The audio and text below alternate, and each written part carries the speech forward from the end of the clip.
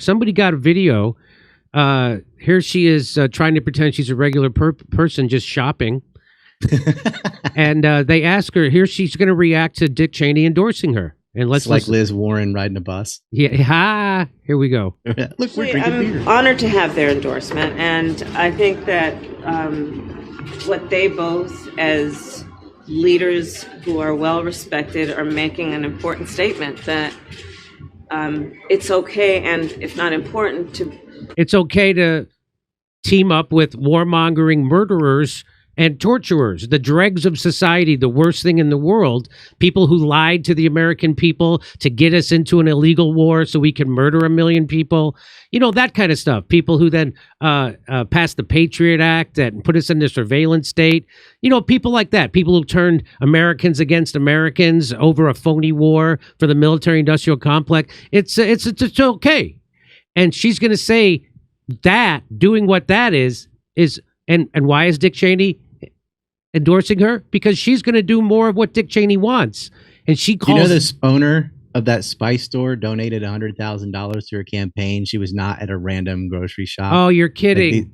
No, this whole thing was staged and rigged. So let me what a surprise. Let me try to play this all staged and rigged. Let me try to play this all the way through without stopping. Hang on. Actually, I'm honored to have their endorsement, and I think that what they both, as leaders who are well respected, are making an important statement that it's okay, and if not important, to put country above party.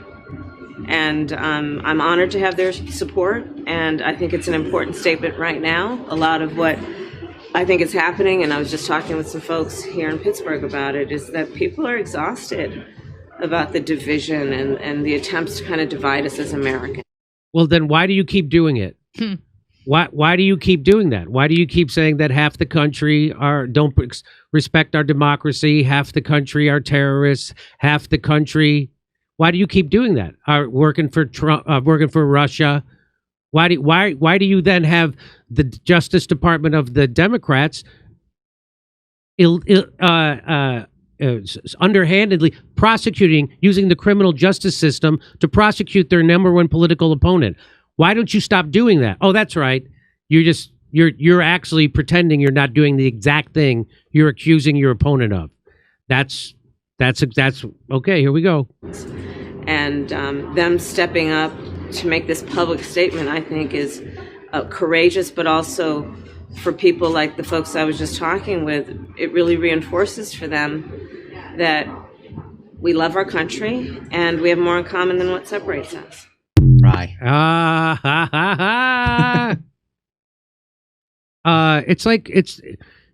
I'm convinced that she gets paid by the hour to talk. It's like the taxi meter's running. So the most simple thing, she just keeps talking.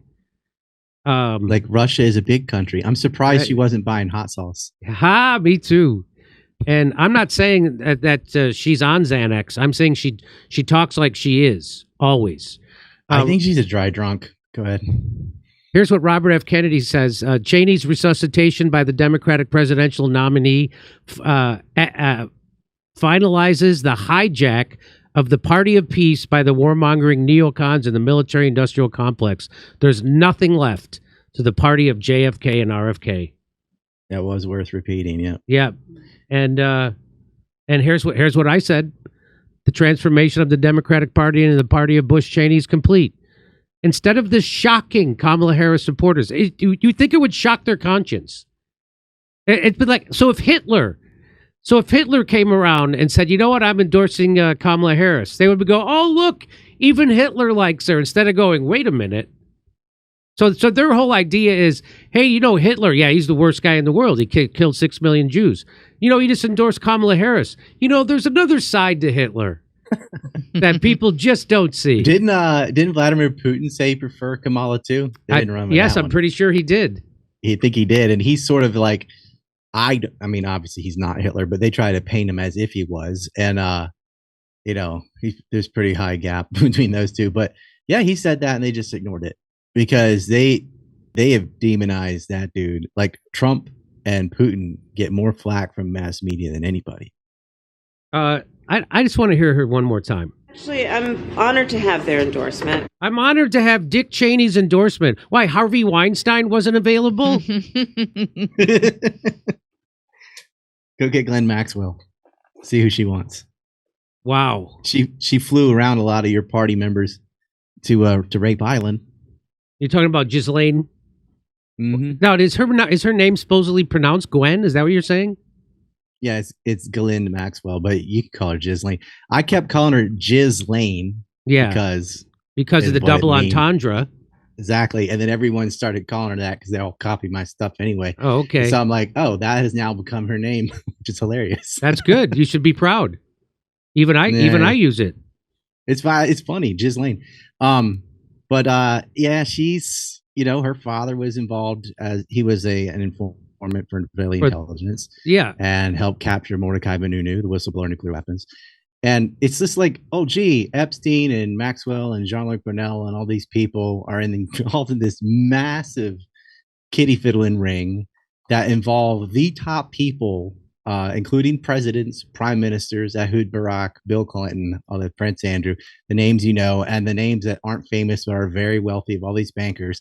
They're just not interested in it at all. But it was extremely slanted toward the left on that one. The right's got their own rings. But look, you have to be compromised to get promoted. And I think a lot of the reason a lot of these people that you do know better still pull the line is because they got skeletons in their closet. We had 3 House speakers in a row caught in infidelity. 3 in a row. 3 in a row what? So, like you had Hastert, who was kitty fiddling boys on his wrestling team, Speaker of the House. He had 3 in a row, all involved in some sort of sex scandal, sexual escapade scandals. Yeah.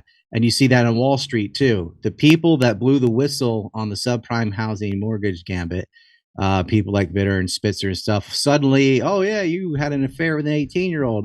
It comes out when they do it. That's right. But not Bill Gates and the rest of them are doing it so much more, right? And they're like, oh, shh. They're donating on Epstein's behalf to MIT so that Israel can take trade secrets that the university sponsored. That's what they're doing. So Bill Gates was at one point the richest person on earth. You can't bribe that guy. That's right. You bribe the poor, you blackmail the wealthy. That's right. And that's what Jeffrey Epstein was all about. And that's why his wife, one of the reasons she said she eventually left him was because he wouldn't stop hanging out with Jeffrey Epstein. Oh, yeah. A lot of senior executives at Microsoft are also on that list. Nathan Myhrvold, for example, and they got caught with kiddie porn at the the Bill and Melinda Gates Foundation. Well, I didn't hear about that, but I do know that didn't they blame it on at Bill Gates's house? There was like his gardener or somebody who worked at his property. They found all this kiddie porn. Am I making that up? No, one of his employees at his foundation got caught with like terabytes of it, which is insane. Which means it's not all one person. You couldn't. So it wasn't at one of his property. It wasn't at a Bill Gates property. No, it was. It was at the prop. Is on the company computer, so that happened. But like that is like okay, but that whatever. We have so much worse evidence, like so much better evidence, but worse crimes on Bill Gates, things he was doing. He'd been having affairs. He admitted to the one he did in 2000. He used to have 2 cars, so he'd drive one to work and then he'd leave in the other one, so you wouldn't know. He would look like he was still there.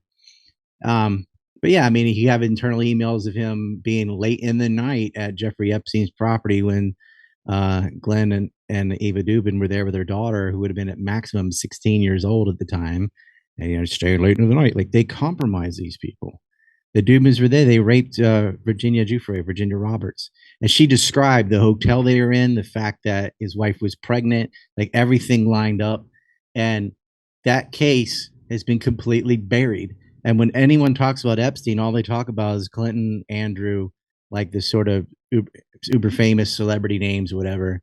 And they're not getting into the nitty gritty of these Wall Street tycoons that work for Barclays, that work for Bear Stearns, these, the Ace Greenbergs and these kind of people. They're involved in it. And women have been complaining about the work culture in these financial firms and hedge funds for a long, long time. It's understood, as Kamala probably knows, to get ahead, you got to give some head. Guess who